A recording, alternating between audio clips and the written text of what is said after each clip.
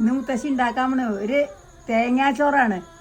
തീന വെച്ചൊരു ധാന്യം കൊണ്ടാട്ടോ അന്ന് മുത്തശ്ശി ഇത് ഉണ്ടാക്കാൻ പോണത്. അരി ഇല്ലാതെയാണ് കേട്ടോ മുത്തശ്ശി തേങ്ങാച്ചോറ് ഉണ്ടാക്കണത്. അപ്പം മക്കൾക്ക് മനസ്സിലായില്ലേ ഈ തേന ഒരു ഹെൽത്തിയാണ് എന്നുള്ളത്. മുത്തശ്ശിയുടെ കൂടെ കൂടിക്കോളൂ. 2 മണിക്കൂർ കുതിർത്തി വെച്ച തേനയാണിത്. ഇത് പാകത്തിന് വെള്ളമൊഴിച്ചേ വേവിച്ചെടുക്കുക. തിനാന്ന് പറയുന്നത് ഒരു പുല്ലുവർഗത്തിൽപ്പെട്ട ധാന്യം കേട്ടോ. ഇത് നമ്മളെ നാട്ടിൽ അങ്ങനെ കിട്ടാനില്ല. അപ്പോൾ ഇത് കണ്ടപ്പോൾ മുത്തശ്ശി വാങ്ങി. അപ്പോൾ മുത്തശ്ശി പഴയ ഓർമ്മകളിലേക്കൊക്കെ ഉണ്ട് പോയിട്ടോ.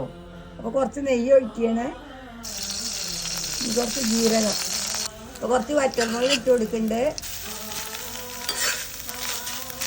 ഇത് കുറച്ച് ഉപ്പിട്ട് ഇളക്കുകയാണ്. വേവിച്ച് വെച്ച തേന അതിലിട്ട് ഇളക്കുകയാണ്.